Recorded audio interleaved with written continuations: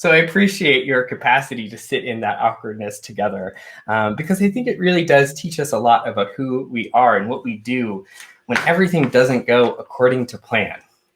Because if you're like me, much of my life doesn't go according to plan. All right, I'll get back into my normal story introduction. So this past week, I went to pick up a piece of equipment at an office. I went in and I talked to the person that I had talked to on the phone. We went and saw the piece of equipment. We started to inspect it and make sure that it was exactly what we wanted to purchase. And so we had been talking for about 15, 20 minutes, going over all the specifications, customizing it to exactly what I needed. And I decided that we would, in fact, be purchasing it. So the salesperson sent the quote unquote new guy out to get the paperwork so that I could sign and pay for it. And then we just kind of sat there in his office. Now, like I said, we'd already been together for about 20 minutes. So we had burned through most of the usual small talk conversation points. The weather, too hot. The week, a little overwhelming. And so I sat there in the silence that started to stretch longer and longer. And I heard my internal monologue say, Sean, you're literally preaching about awkwardness this Sunday. You're telling people how awkwardness is not the end of the world and how it can be a springboard for connection. And so you should probably do some connecting in this moment, right? Practice what you preach in all of that goodness. And so I started to think about what I could say to break the awkwardness that had now probably stretched for 45 seconds of silence or so, when the salesperson beat me to it. He looked over at me and said, I see your wedding ring. How did you meet your wife? And those of you who have been around Foothills a little bit longer will realize that I do not have a wife. If I do, I have never met her, but I do have a husband. And so the awkwardness of the silence was now replaced with an awkwardness of, what do I do now? I mean, he tried to bridge the connection, had felt the awkwardness that was growing, and had done something to help it. And yet for me, oh my goodness, even more awkward. I mean, for me, awkwardness feels like the rest of the world starting to get a little bit fuzzy. And you notice kind of that decline in the outer world as if a kind of spotlight begins to blaze down only on you, kind of blinding you, putting you on display. The world kind of stops to gawk at you as you're encompassed by the awkwardness of your own experience. And as everything slows down around you, what I notice in myself is there's a ramping up of all of my thoughts, right? Those racing thoughts. Wait, what are you going to do now? What should you be doing? How are you going to respond? Oh my goodness, is this as awkward as I think it is? Those kind of emotions that begin with maybe simple confusion or discomfort quickly spiral into fear and judgment and shame and revulsion. And there you are, stuck in the middle of this racing thoughts in this slow down space. So I took a breath and started to think to myself, why is this awkward? I mean, am I afraid of the judgment of this stranger if I correct him for his assumption? I mean, I felt kind of helpless. I didn't know what to do. There was also a little heartbreak in there, right? Like, hey, it's 2021. Are we still making these assumptions about each other? And while I know that it is Pride Month, happy Pride, everyone, it also can be exhausting to come out of the closet over and over again, especially with people that you're probably never going to see again. So the awkwardness of that moment also was bled into a bit of resentment, or maybe a bit of shame. I mean, if I was a better homo, I'd confidently correct him real fast. Now, moments like these, I'm sure we all have our own stories, and Many of you have already shared them in the chat this morning. Those awkward moments in which we don't know what to do. When we feel that spotlight shine down and those thoughts start to race. Now, when I was a youth in our UU youth group, we had something that we did when something was awkward. When that moment arose or when someone was telling a story of something awkward, it was called the awkward turtle. Now, the awkward turtle is a very sacred hand gesture that I'm going to invite you to practice with me. What it is you take one of your hands and you place the other hand over it, and you kind of put it down like this, and then you spin your thumbs back and forth. So I'll give you a demonstration. Awkward turtle. And so you would use the awkward turtle when something awkward happened. You would go, oh, awkward turtle. Apparently, the hand gesture is supposed to mimic the turtle being turned on its back, kind of flailing to try to get up, back, and right itself so that it can move away from danger. And I did go on a really great 30-minute exploration of the internet trying to find the origin, but it's much in dispute. So that's a story for another time. But us being those 16-year-olds in youth group who were either band geeks, debaters, or theater kids, or sometimes all three, you can probably imagine that we had many, many awkward moments. Many moments in which the awkward turtle was deployed with vigor. Now, I think the awkward turtle was a powerful social convention because in one motion, it conveyed two powerful truths. First, it named the awkwardness that was being felt in the room, releasing people from the fear that they may be alone in experiencing it. And two, it gave everyone an out, a way out of the awkwardness by acknowledging it in a lighthearted way. It wasn't shaming, it wasn't silencing, but it simply named it and said, this is kind of funny that something is awkward is happening. Now, social scientists say that awkwardness, or our experience of it, is actually an early social warning system. An early social warning system alerting us to our social experience, honing in on it, telling us that there is a divergence from our expectations, our desires, or our wants. I mean, think about it. The awkward moments that you have, probably the majority of them, come because your expectations, your desires, your wants are different than what actually happened. I mean, you walked into a room expecting to feel that you could meet anyone or that you were going to be around people you know, and you realize you don't know anyone. It's kind of awkward. Someone serves you some food that they've spent a lot of time preparing, and you realize that you can't eat it because of a dietary restriction. Someone says something unkind or makes an assumption about you, and you're not sure how to respond. You didn't expect it to happen. Or in this time of COVID reintegration where people are in different steps of what safety precautions they're taking. I mean, do you wear a mask? Do you not? How close do we stand to one another? Is it okay to be inside with other people? I mean, I feel awkward just going into a store and seeing people without masks, even though I know it's kind of safe now for the most part. I think this transition of our COVID lives into real life, or out of the digital space, the space in which our social circles were small, into the world in which we see each other face to face, has been an awkward one. But I want to ask all of you, so I want you to kind of raise your hand or wave in Zoom. How many of you feel like you have an awkward moment every day? I'm gonna look over there. All right. I'd say about like 30, 40%. What about like at least every few days or like every week? There's at least one moment that you're like, yeah. Okay.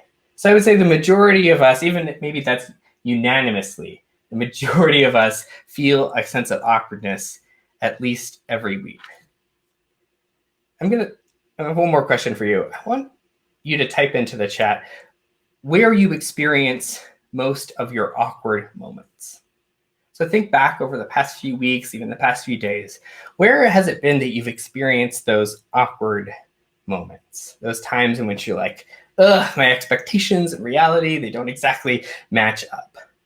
In the workplace, church, meet your neighbor time, yeah. At the store, at work, interacting with your teen, yeah. I bet there's awkwardness on both sides of that experience.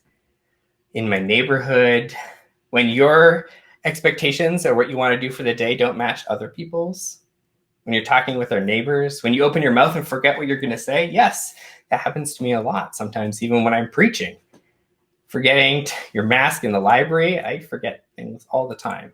It's people you don't know very well. That's definitely true, right? You don't have that social rapport to know what to say or how to respond, and people can throw you kind of curveballs. Sometimes just when you open your mouth. I appreciate the honesty. Well, here is the kind of truth of the matter. Life is awkward. And the pain of the awkwardness doesn't mean that something is necessarily wrong. Or as our shame complex would tell us, that we are somehow wrong or defective for experiencing shame. I mean, think about it. We have bodies that make noises, emit gases from multiple openings. We have brains that mix up names, tongues that get tied, and sometimes get diluted by conspiracies or bigotry. We have hearts that blurt out awkward truths before we're really ready to share them. We mistake each other's signals and get out of practice in relating to other humans. I mean, how close should I stand? What do I do when I don't know what to say? I've forgotten your name again and I should know it. Or I think I recognize you, but I've only seen you with a mask or on Zoom, and so it's weird to see you with a body. Life is awkward. And there is a freedom when we embrace that truth, because when those awkward moments come along, we can just rest in the knowledge that it is not because we are failing. It is because we're human. And thank goodness for that. But of course, awkwardness doesn't come just from when our expectations and reality diverge. It also can come when there's a transgression of boundaries, ours, each other's, or society's. I mean, when we can't stand in our own integrity, awkwardness tends to show up too. Awkwardness in those moments points us towards that there has been some sort of violation of our boundaries. When someone says something racist, repeats a hateful stereotype, assumes without your consent what you want to have done to your body, makes assumptions about who you are in a painful way, all of these create an awkwardness that isn't just about expectations, it is about integrity. And so in those moments, we too have the opportunity to think of how we respond, knowing that it is part of the human condition that we rub up against each other and transgress each other's boundaries. That doesn't mean that it is okay. So when we arrive at those awkward moments, at the awkward turtle junction, as I like to call it, and especially when it is awkward because of our expectations and not because of those transgressions of boundaries, I think we have three ways that we can respond. Now, the first way is a way that I unconsciously go, which is to the place of the slippery slope of shame, right? This is when the awkward moment becomes yet another example of trumped up evidence of our own inherent unworthiness that sends us into that deeper and deeper space of shame. I don't know if I can get a little wave from Zoom of how many of you sometimes go to that slippery slope of shame when awkwardness shows up. I mean, when we don't feel practiced in our social skills, yes, the awkward snowball. I like that, Beth. The awkward snowball. When we don't feel practiced in our social skills and suddenly we feel completely defective. That's not the only place we can go. The second place I like to go, or I aspire to go, is to bridge towards connection. It's when that awkward moment doesn't have to be the death spell for the interaction, but actually can be a bridge. And simply sometimes acknowledging the awkwardness of saying, hey, this is kind of awkward. I forget your name. I know I should know it, but it's just not in here right now. I'm sorry. Creating a little vulnerability in the moment or naming it with the help of the awkward turtle can help bridge towards a sense of connection, allowing us to figure out and orient together how we're going to respond.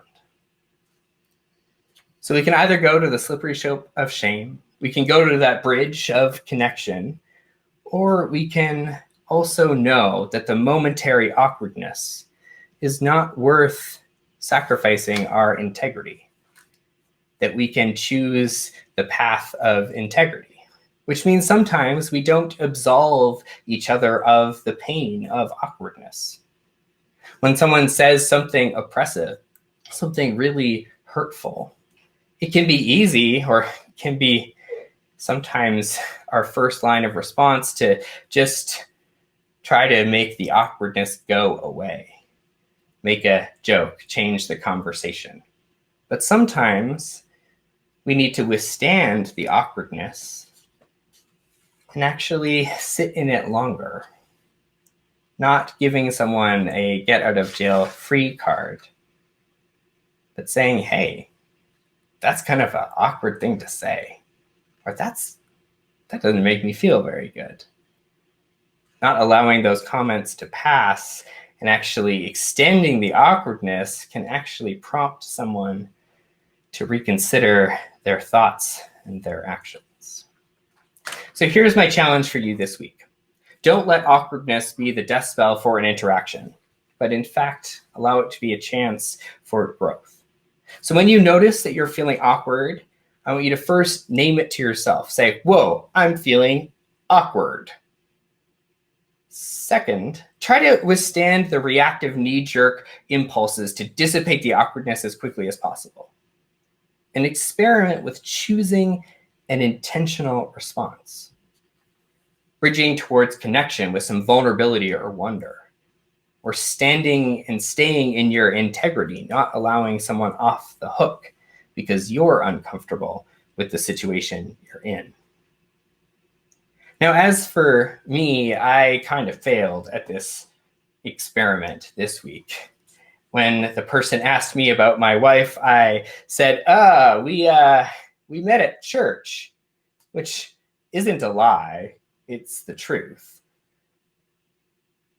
And my husband now has very long hair, so maybe if this person sees us out somewhere, they might be mistaken as well if their gender norms are as they were. But I decided that I could stay in my integrity and not have to come out to someone. And I was okay with that. So I chose that kind of pathway to integrity, that person, I don't owe them my story. And so I felt okay with just leaving it like that. Thank goodness the paperwork arrived very quickly after that so that I could get out of there, because I'm still practicing this.